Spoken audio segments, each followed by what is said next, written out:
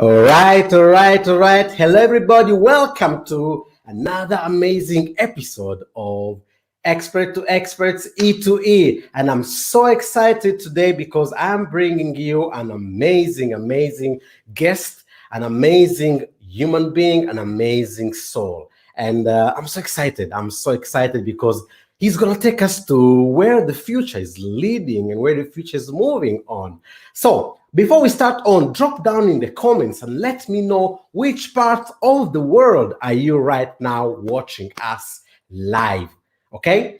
Tell us which part of the world are you watching us live. We are live right now on our Facebook page, on LinkedIn, on YouTube, Twitter, and Twitch. And if you may enjoy this, just click on the button, share it, and spread the word. Invite your friends. Let them be part of this amazing, amazing journey. So don't forget, drop down in the comments and tell us which part of the world are you right now watching us. Where are you from right now? And I'm so excited because the guest of today is a big name.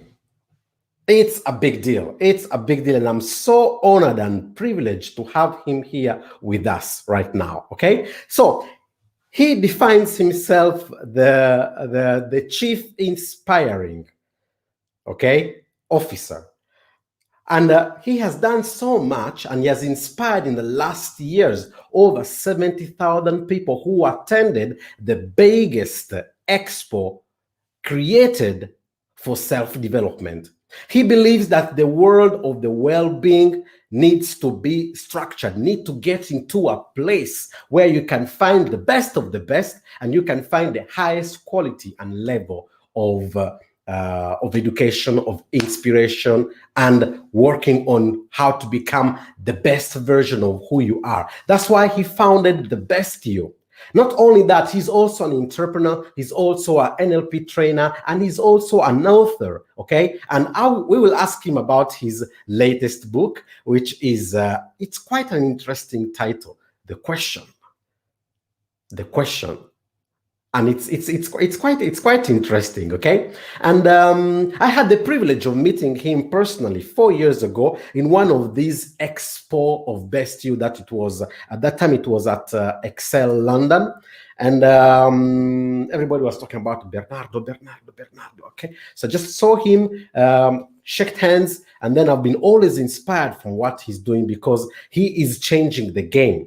He is changing the game of how communication is happening, of how information is going to be delivered. And guess what? He is changing the game of television. Yes, that's what's going on. That's what's happening. But I don't want to be the one talking all the time. Let's get ready and welcome on our stage of E2E, Mr. Oh, wait a second. Give me, everybody, give me a drum.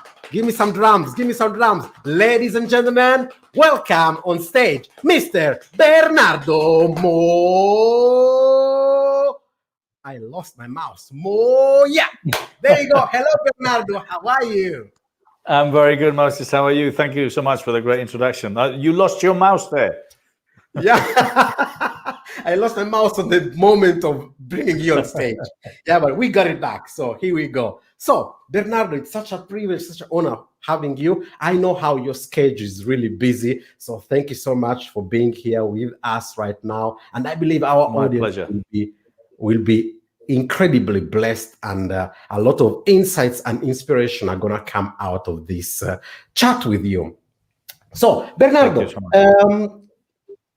while I was getting ready and preparing this, I was hit by the Best You legacy. So first of all, would you like to explain to our audience where does the Best You come from, and what are the next steps of the Best You? What is about the Best You legacy?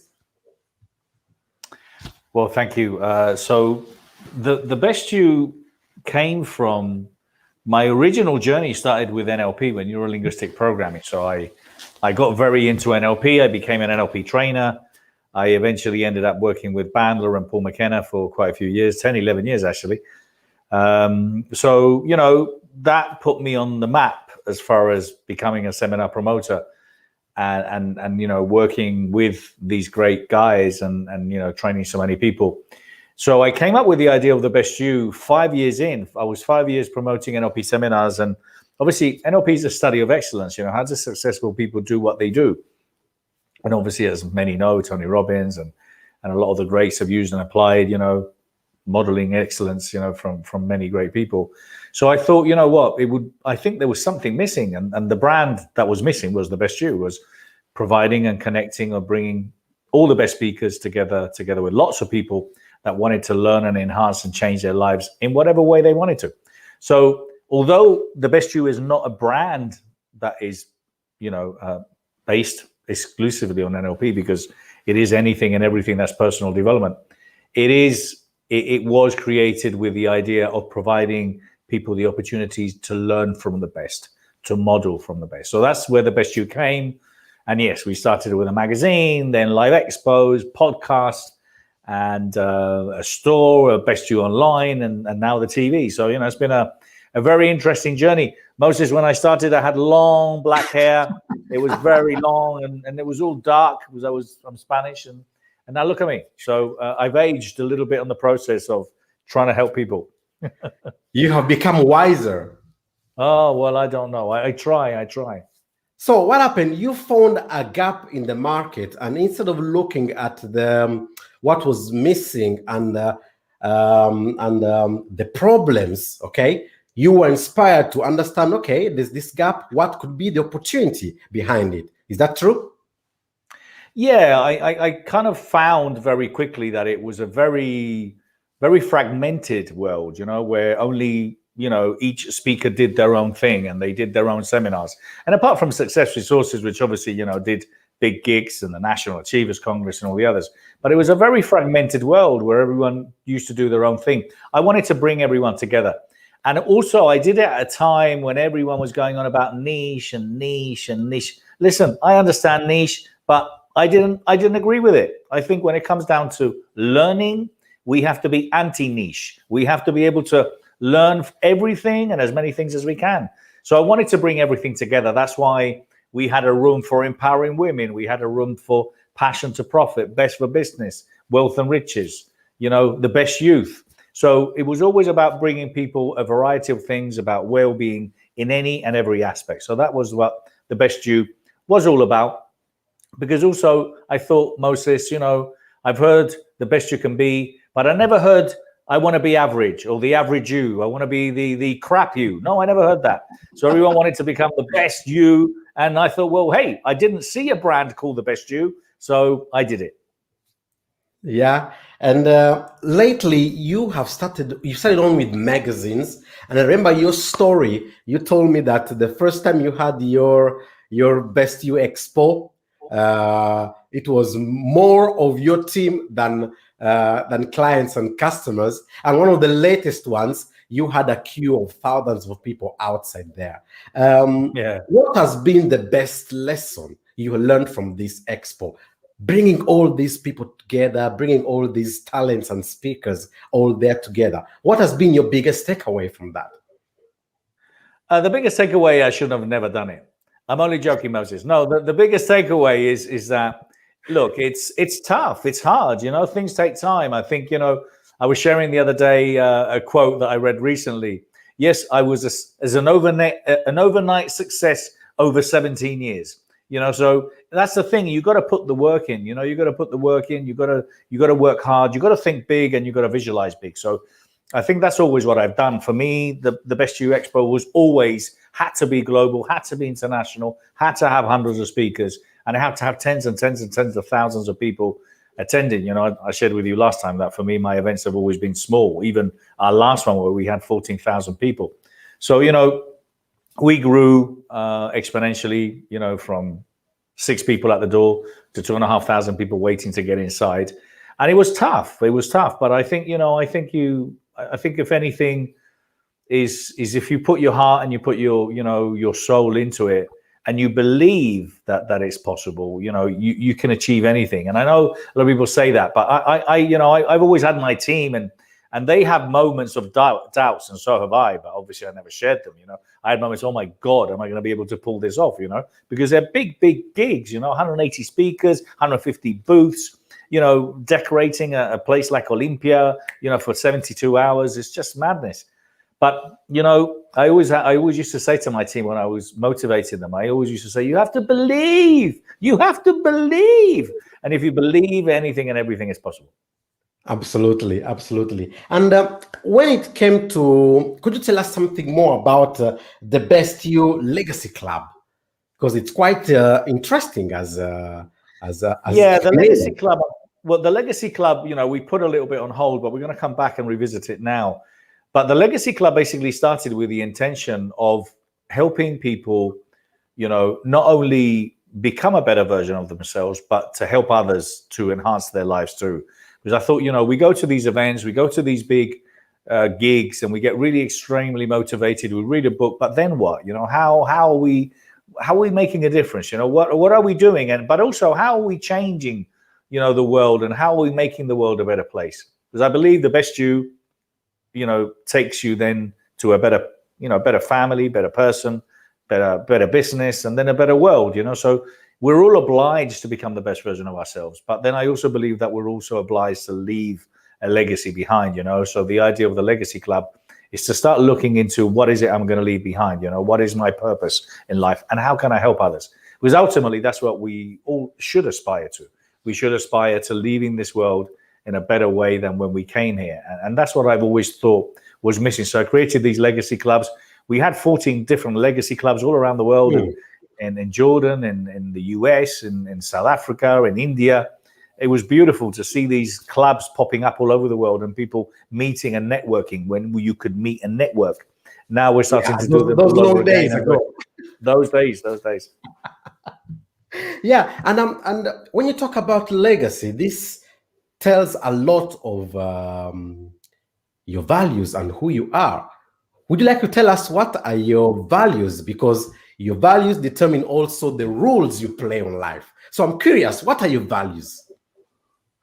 Well, my values are really around, I think if anything, they've changed over my life. I think I've always been, friendship, loyalty has been important to me.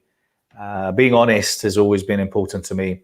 But I think if anything now is about understanding that I need less. So, I'm in a period of time of my life where I'm more minimalistic, and I don't believe that we need so many things, in order to live happy, because I think, we put ourselves under so much stress and pressure to have the new car, to have the new house, to build everything, and that literally, which is all comes from the 60s when they used to, market and push our brain to buy all sorts of things, So I'm a great believer in having less, in doing more, and as I said, leaving a legacy and making sure that you help others in becoming a better version of themselves. And I think a lot of people ultimately tend to really think that, leaving a legacy is something that's only for those that are very rich and very wealthy and that help charities. But the fact is, you see that if your legacy and purpose is to educate your kids, inspire your kids, by actions, and also inspire them by making sure that they have the right values and that they leave a better world behind, it could be them that go and change the world, So I think, as I said, having less, being honest, non-judgmental is something that I'm also very passionate about. There's too many people that judge others, and you don't know what people have gone through in their life. So, my life has changed a lot over the years. My dad died when I was 15. My dad was 54, so he was very young. So I've always had this age. I'm 56 now. I've always had that age of 50 something in the back of my mind, and trying to achieve and do as many things as I could before I leave, and that's kind of what I'm really aiming for at the moment. All right, that's really powerful. Thank you for sharing that. And a quick one: you have right now, you are successful. You have the privilege of getting in touch with the most brilliant brains around the globe. You have been traveling. You are living the dream of a lot of people around the world having successful business, a global international business. But tell me the truth, Bernardo, has it always been like that? No, it's never been like that, and it's not like that now either, Moses. I mean, kind of, I can't say that we've extremely, we've come out better than we were before COVID, because it's not the case. We used to run live events. We used to run 5-6 events a year. We used to have tens of thousands of people attend them, and we used to turn over a lot of money. So obviously our business model literally changed pretty much, not overnight, but over a period of time. So no, I've hit rock bottom many, many, many times. I can't even tell you how many times I've hit rock bottom. How many times have I wanted to give up? So many, but I haven't given up even more. So I've just kind of like, it's been tough. It's been tough. It's not easy being an entrepreneur. Anyone that is an entrepreneur out there knows that it's not easy, and you have ups and downs, and you have challenges, and you have difficulties. But I believe it's that resilience, it's that inner strength that we all have, that we're capable of doing the most amazing things, and that we don't even believe. I believe also that we have to welcome change. I think we're going through a revolution in our lifetime right now, with the pandemic that we're going through. So welcoming change is something that you always have to look at. I've always looked at challenges and changes as really good, positive things, because I've been focusing on the outcome. And then reinvention. I think it's always great to reinvent yourself, and carry on reinventing yourself and carry on reinventing yourself. Reinventing yourself doesn't mean you have to be a different person. You just have to be a better person. So that's kind of where I've gone. But no, I've struggled. I've lost my money twice, at least twice, and I've had many, many challenges, and I've had many ideas that didn't work, and I've had many situations where I've wanted to give up, but I kept on going. And it's what I hope to do till the last moment, till the last breath. And what has been your secret ingredient that helped you always to keep up? And even if you fall down, you fell down with your back, so you could always have your head straight up to look at the next step, the next thing. Has it been your environment? What has been the secret that helped you always to get back again, and get back again? I don't know. I think it is. I think it is that that strength I've always had to keep on going. So I think I appreciated that with my, as I got older, I appreciated that I was resilient, and I just always, as I said, kept going. Whenever I've had a bad day, and I've had many, I would go to bed and to sleep, and sometimes I would struggle to sleep, maybe not, but I would always get up the next morning ready for a fight. I was ready. Okay, bring it on again. I've always had this thing in my head of like Rambo, when he had his knife and he's in the jungle and he's ready to fight. Well, that was me. I always saw myself like that. So whatever the life threw at me, all I had to do is just go back and carry on going forward, and never, ever, ever, ever give up, Listen, some ideas don't work and you have to eventually move away from them. But if you believe in them and you think that you can continue to do them, you have to keep moving forward. So no, resilience, I think, has been my biggest strength. And change, I've always welcomed change. I've understood the advantages of change. All right. So tips from Bernardo is keep on being resilient and keep on embracing change. Most of the times we live our life scared of change. Now, this is you saying that resilience and embracing change has been so powerful in you. Okay. Now, as we're starting to get some questions from the audience, I have one question. And this is really, really, really, really important for me. I would like you to give us your personal definition of success. What is success for you? Because you just said previously that right now you're living a life which has less in order to enjoy more. So what is success for you? Success for me, you know what? I think success is simply, success is understanding what you want and having the peace of mind to make sure that you are living your best life, and you're living your best life.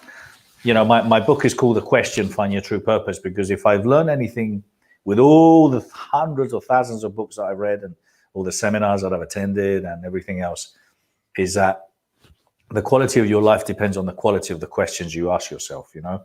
So I think if you focus on asking yourself the right empowering questions, you're permanently going to be pushing yourself, you know, to become better, to be better. And I think that what we need is, or I need personally, success for me is having less, feeling fulfilled, and simply doing whatever it is that I can to help myself, but to help the world to become a better place, you know? So what is true fulfillment? What, sorry? What is true fulfillment?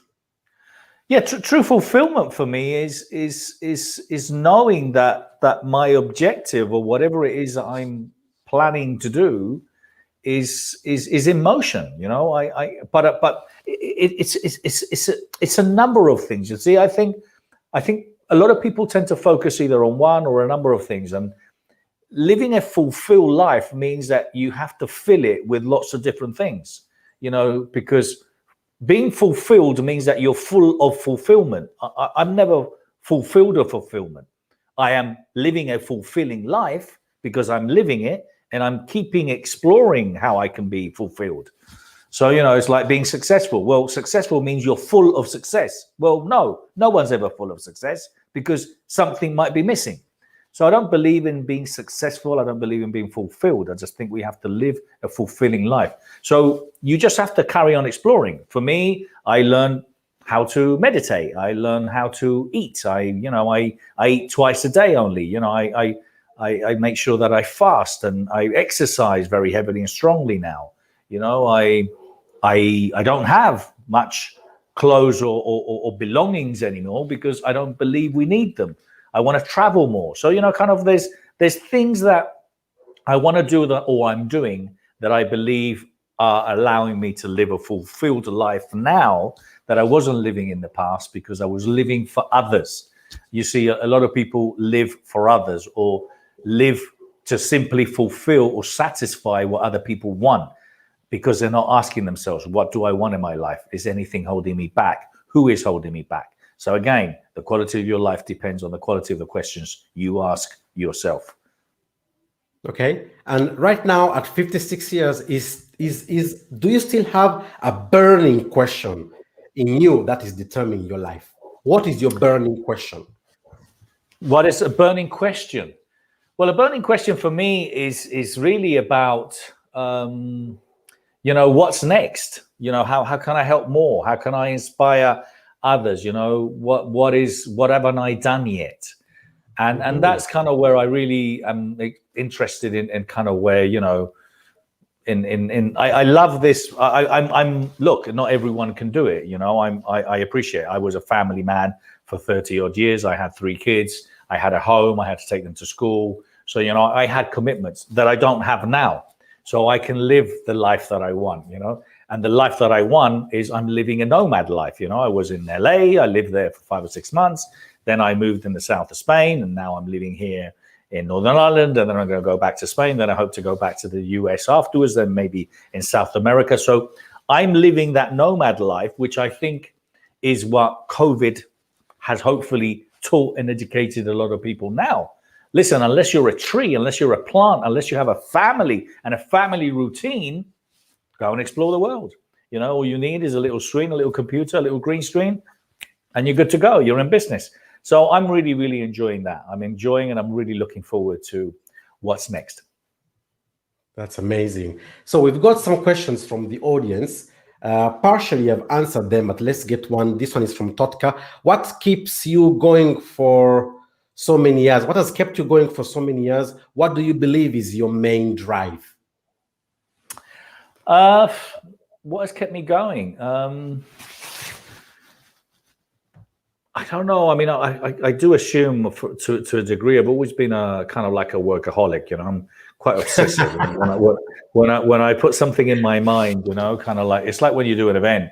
If you're an event promoter, you understand. You know, you set the date, and you know where you're going to do it, and then just everything. So as far as I'm concerned, it's done. and then I just put all the pieces in, to fill it in. It's not the other way around. I don't start looking at how I'm going to do it. I've done it. I know I've done it, and what needs to fall into place to bring it back to my timeline here today to now. So I've been a workaholic. I've been very driven, to whatever it is that I've wanted to do. I've never taken no for an answer.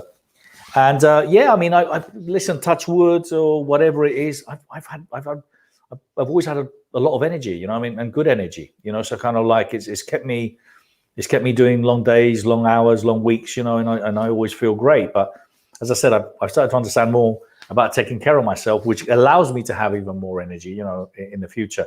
But yeah, no, I loved what I've done. I loved what I've done, but I'm also very excited about the next 2 to 3 to 5 years, see what happens. Yeah, and here we come. What's going to happen in the next 3 to 5 years? I've seen that lately you have focused your team and focused your resources in creating the best youth television. So what fascinates you about the television world? Well, I kind of like, I've always wanted to think out of the box with everything that I've done. When I did the Best You EXPO and people didn't get it, the first 3-4 years, they thought I was a lunatic. What's this? Or, no one got it. And I think I shared this with you the other day. Like they asked Richard Bandler, once, he says, have you worked with the blind? And Richard said, yes, every day. So I've worked with a lot of blind people that never got what I'm doing. Now, I'm not saying that I've been right all the times, because I haven't.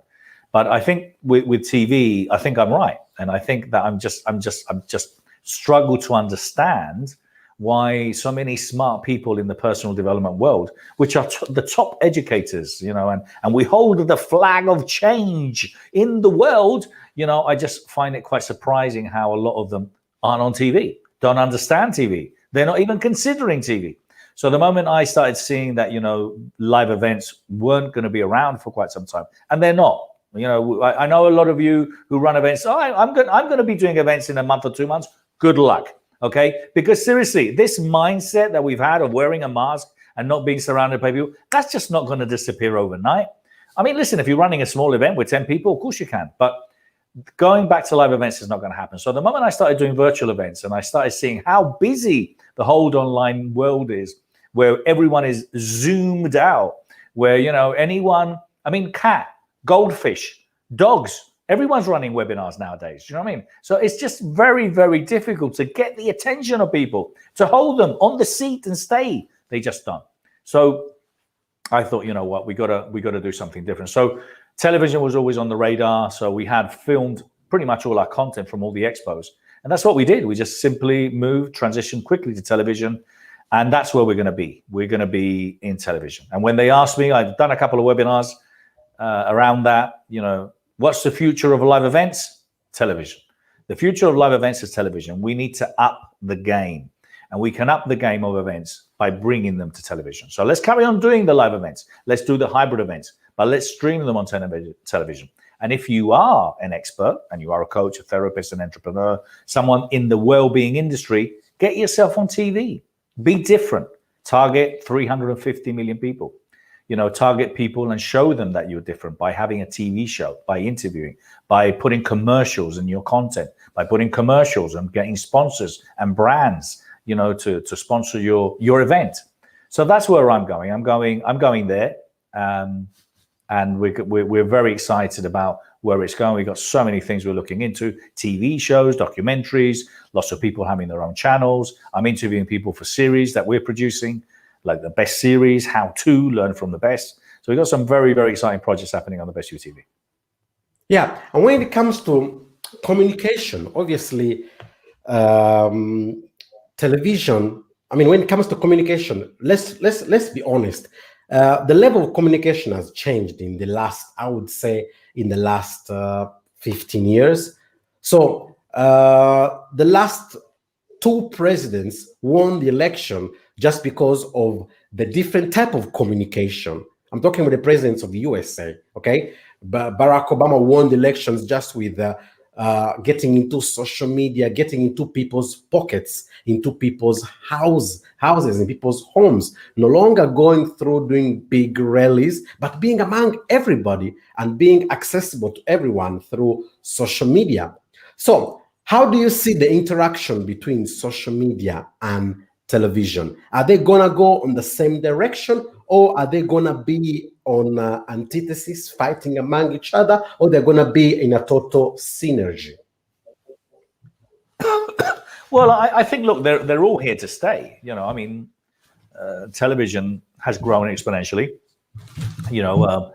You've got the biggest brands there: Roku, Apple, Amazon, Google Play, Disney, Netflix. They're all competing against, subscriptions and hundreds of millions, billions of viewers.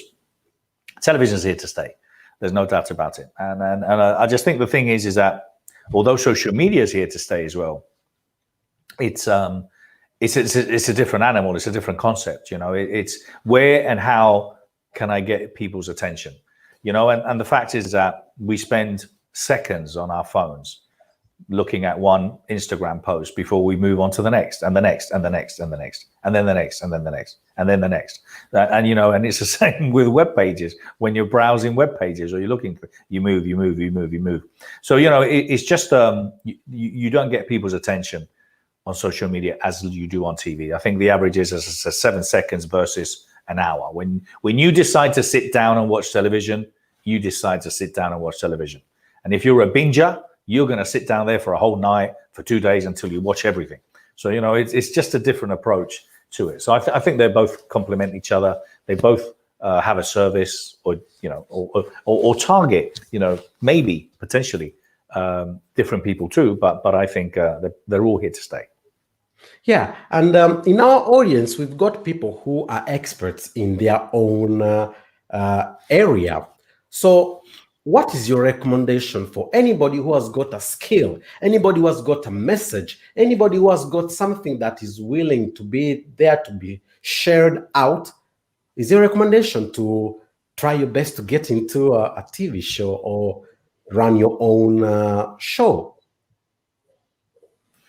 Do it. The fact is do it. In the old days, it was 3, BBC One, BBC Two, ITV. If you were in the UK and in the US, it was ABC, and now then it was satellite, and now it's apps. Literally anyone that has a smart TV now can technically have a TV network or a channel. You don't need to create a TV network or a channel. You don't need it. What you need to do is you need to create the content or have the content. And look, this content you're producing here today, we've done our events, our Best You EXPOs, we did them on StreamYard, and kind of, we were playing commercials and playing it, streaming it directly through the TV.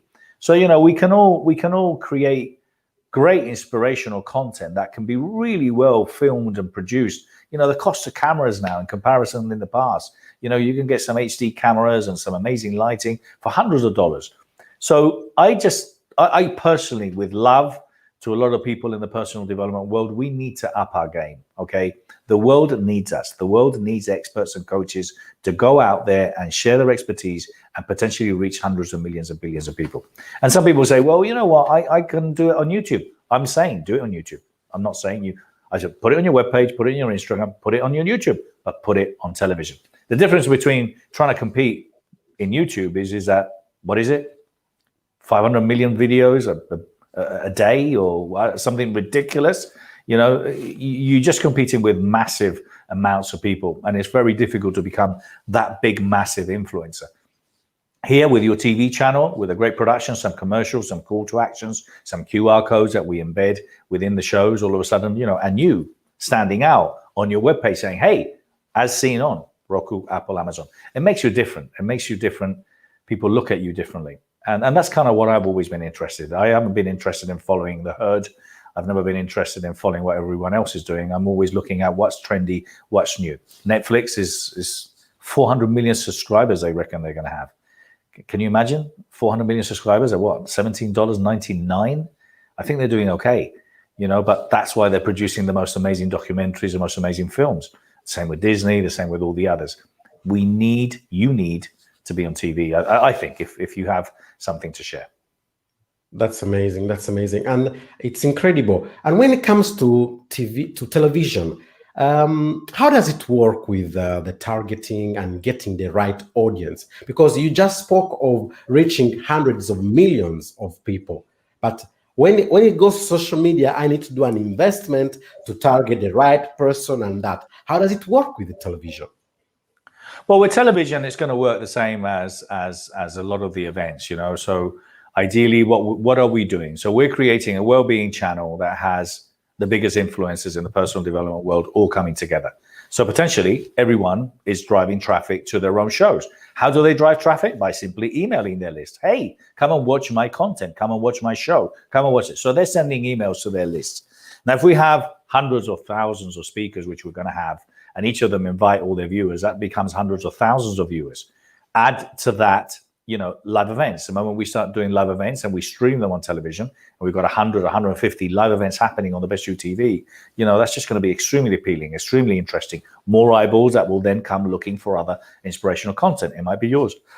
But then additionally to that, one of the most exciting things I think is Roku, in particular, allows you to their 60 million subscribers to create a very targeted campaign where you could be putting adverts. So your show, when they're looking on their app and they're looking for the TV show that they want to watch, boom, the little advert pops up with the name of your show, the name of your event, and you click on it, and then it takes them to your show. So, that's very, very exciting. It's exactly the same as Facebook, very targeted based on gender, based on state, based on profession, all sorts of things. So it's a very, very exciting opportunity to get involved and to target market, as I said, in ways that not everyone else is doing. Yeah, that's amazing. And just to bring something which can be related to all our audience, the world is moving towards that. I mean, you have anticipated this, and you have seen where the self-development industry should be moving in the next 3 to 5 years. Because as you said, the well-being industry is an industry which is worth billions and billions, and it's going to continue to increase. There are a lot of people out there who have got a message, have got an expertise, and the easiest way to reach people is, as you said, through television. At the same time, it looks so easy, it looks so simple, okay, and it is simple, and at the same time, it's not easy. It's like in life, a lot of things are simple, but they're not easy to act on, okay? What could be your advice on somebody who either has content and is not yet coming out to show it, because at the end of the day, that's also a reflection of how they're running their life. They know what to do, but they're not doing it. What would be your advice for somebody who would like to step up and somehow is not yet stepping up, whether it comes to putting content on TV or as a direct reflection of life, they're not taking action on what they know they should do in life? Yeah, I kind of like, I've always found it very fascinating in the personal development world, with love, to everyone. And hey, Bernardo Moya has many, many flaws.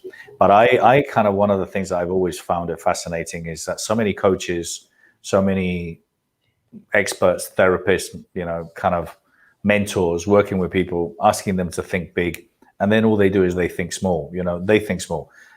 People need to walk their talk. I mean, I've always said, a lot of people in the personal development world should read their own book twice, because come on, guys, we're advising our clients and customers to take action, to move forward, to welcome change, to think big.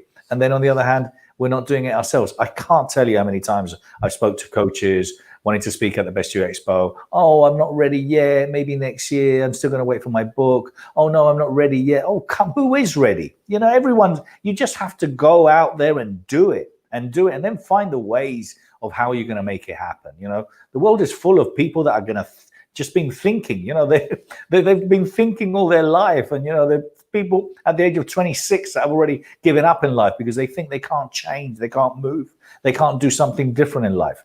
Life's too short. You got to take action. You got to go for it. And if you want to become someone that people will look up to, take risks. So what if it doesn't work?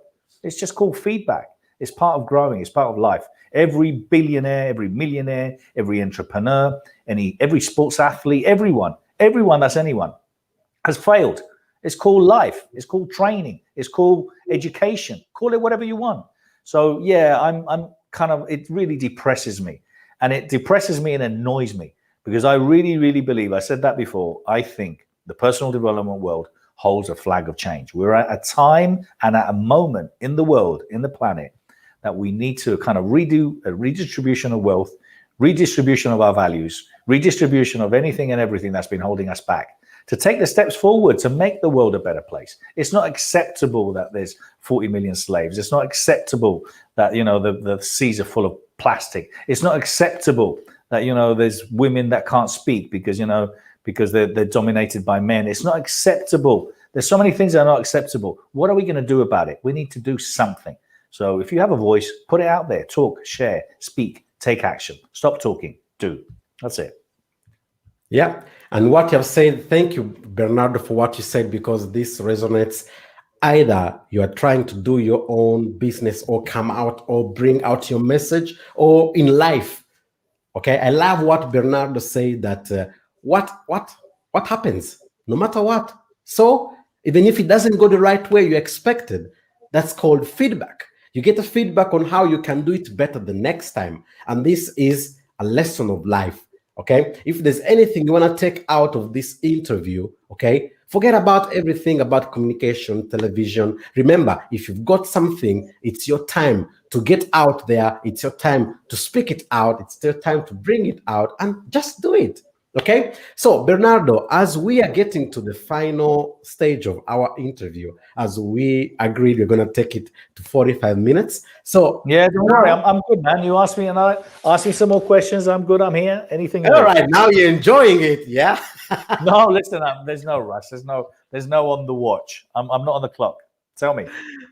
All right. So I would like to get to a point because you spoke about your book, okay, The Question.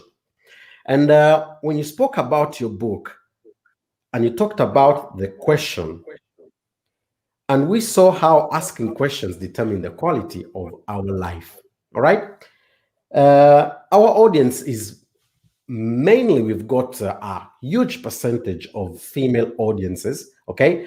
And yesterday was the International Day of All Mothers. Okay. I would like you to address a specific word for those women out there, those mothers out there who are at home raising up kids. Then they have also their career. They've got a lot of things that need to be put in place. Okay. And they may not have the support, and they may think, you know what can I do? What can I share? Look at me. I had to put aside my dreams, put aside my my goals and my aspirations, what I was thinking of. Would you like to address something for these amazing women out there and give them something inspiring on how they can allow their voices? Because I believe nobody else than the mother who has carried life has a lot to bring back on this earth. Do you agree with us? Oh, absolutely. Listen, I mean, I think the world would be a much better place if women were in charge. I have absolutely no doubt. I mean, one of our busiest rooms was always the empowering women. And it was always extremely popular. I lost my mom last year, which was a big, massive loss for me because she was just a legend. My mom was a widow from the age of 35, brought us up, me and my brother. And, we came out really, really well. We were great people. I think my brother and I, kind of serious guys. And at the end of the day, what is the world if or what would become of the world if we didn't have strong women and strong mothers, educating our children, I just think that a lot of the times, and I appreciate that, it's challenging and difficult, maybe being a mother and not being able to necessarily or hopefully or potentially doing, following your dreams. But I think, my advice is just, you have to, I think you have to find ways of being able to stay at the forefront of whatever it is that you want to do or you wanted to achieve in life, and don't let, the fact of motherhood, hold you back.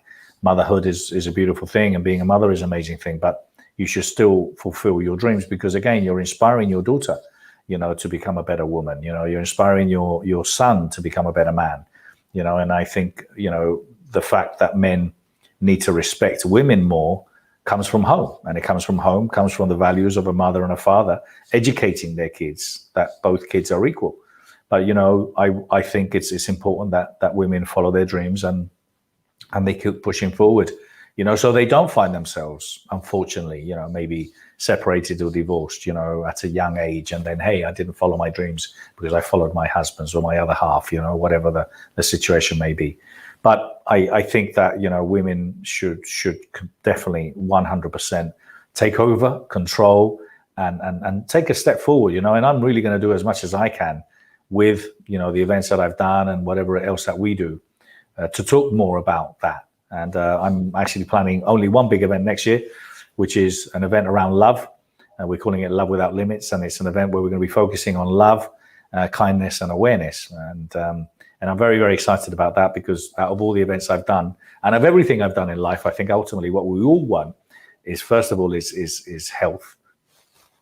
You can have all the money in the world, you can have all the thing in the world, but if you're not well, it's completely irrelevant.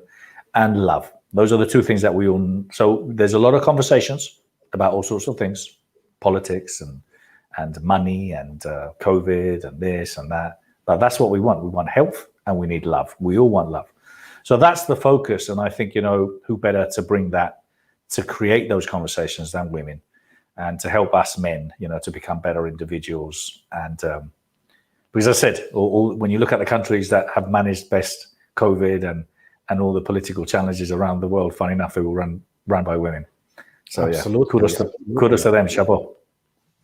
Absolutely. If you think about those countries like, what was that? New Zealand and Finland, they managed it very well, and they're run by amazing, strong women. So from the audience, we've got this message, which is, we're sorry for your loss. God bless her soul. We believe that she is in a better place, and she has done an amazing job by raising up somebody like you who has that value and that honor of respecting and taking care of women. So I believe you will let us know in the quick future about this event, so we can also let our audience know about it. Absolutely. And we will all be there. And I guess it's going to be on TV. Absolutely. The key thing is to stream it on TV and to reach hundreds of thousands of people, not tens, hundreds of thousands of people, millions of people. It's a global event to have conversations, and very excited. It's going to be a hybrid. Probably going to be doing it in Miami, so it'll be based in Miami, virtual, and streaming on television. All right. So we will, as soon as we know more details, we will make sure we can spread it, and so we can reach more and more people, and we can impact more people. And as we are closing up, I'd like you to address one thing. I always tell my audience that life supports life. The moment you become a tool where you are helping and supporting other people, at the end of the day, life will always take care of you and support you. And as we are wrapping up on, I would like you to address something about how it's important for you to step up, show up, and impact everybody's life. And where can we find more of you? What you're doing? What are the TV programs? How can our audience get more in touch with you? And a last final word that you would like to address to our audience, please, Bernardo. Yeah, no, I just kind of like, I think I a lot of the time, kind of when you were asking me, what did you learn from doing the expos that I shouldn't have done it? But I was joking. But the reason is that kind of like, the reason I would do it was because people will come up to me, maybe year 1, year 2, year 3, year 4, and hundreds of people come up to me. Bernardo, thank you so much. I came to an event. I got rid of a phobia. I met this person. I've read your book, and kind of like, and each of those, touches your soul, and then it's for those moments, I wrote my book, which I will give you. I'll share the link. I'll put it on the Facebook link. I'll show you. I'm giving my audio book, the free version of the question, the audio version away. Wow, so thank you for that. Yeah, no, it's fine. And I wrote the book because I believe that I would hope that maybe my story can inspire, but it's more about kind of what I believe in. It's my manifesto. So I think, look, we're all ultimately here for a number of reasons, and we have to explore what those reasons are. you don't want to be at the end of your life regretting the things that you didn't do. You need to push hard. You need to take action. You're never going to regret the things you do. You're always going to regret the things you didn't do. And although sometimes those questions might be tough, and it might mean, either relationships or letting go of a business or letting go of some negative friends, bye-bye, it's all good. At the end of the day, we all have to, push ourselves and become the best version of ourselves. So that's my objective. I think people that have something to share should share it. I think people that have some expertise should expertise, and I think people that can help and inspire others should inspire others, So I've done the Best You, and I've done the Best You EXPO, and I'm doing the Best You TV because I'm simply trying to become the conduit, the people that, would bring people and then share, their expertise to the world. So that's been my job. And I'm going to do as much as I can to reach as many people as I can, before I leave. And that's kind of what I want to do. Apart from that, Bernardo Moya wants to live a good life. He wants to enjoy life. He wants to travel. And I just simply want to know that, I've done the best I can. That's it. And look, as far as finding me, thebestyou.co is the generic webpage for The Best You. Thebestyou.tv, if you want to find out more about that, thebestyou.tv. My book is called The Question.co. There's a webpage for that too. My webpage is Bernardo Moya, Bernardo-Moya.com. But as I said, I'll be more than happy just to share the link for my book, The Question. And in the book, there's many chapters talking about many things, okay? One of them talks about honesty. And I'll be very honest with you. If you love the book, please tell everyone, okay? And write an amazing testimonial in Amazon. And if you don't like it, don't tell anyone. So that's what I normally tell everyone because I talk about honesty in my book. So that's it. All right. So as soon as Bernardo will give me the link, I will make sure that all our audience who has been watching right now gets also the audio. And as he said, if you love it, share it. If you don't like it, just keep it for yourself. Just don't share it with anybody. So Bernardo, it was a privilege and an honor for us to have you with us. Thank you so much. And what we're going to do is that we will make sure that we will still be in touch with you. And as soon as you have this event of love and awareness and kindness, we're going to make sure we spray it on you. All going to be there, hopefully live with you in Miami. But if not, we can be just comfortable in our sitting room and watching it. And come to Miami, Moses. Come to Miami. You'll love it. I'll be there. No problem. I'll be there. I'll be there with you. We're going to be there with you. And we're going to have fun with it. And thank you so much for this insightful interview that you gave us. Thank you for being open. Thank you, Moses, for the opportunity. Thank you for your great work. Congratulations. Keep going. And well done. Thank you. Yeah, and we will be there. We will be there with you, and we will help you in this mission, because one thing that I love is that the mission is always bigger than me and you. The mission has to be done, and we are just tools, and I'm going to make myself as much as available for that mission to be brought out there. And if I can help you with your mission, let's do it together, my friend, okay? Let's do it together. Thank you so much. Thank you. Thank you so much, everybody, to have watched us, and see you for another episode on E2E Expert to Experts. Love you so much, everybody. See you. Thank you, Bernardo. Say bye to our audience, and we close it up. Thank you, everyone. Take care. All right. Have a great day. Thank you. Stay safe, everybody. Thank you, Bernardo. Thank you.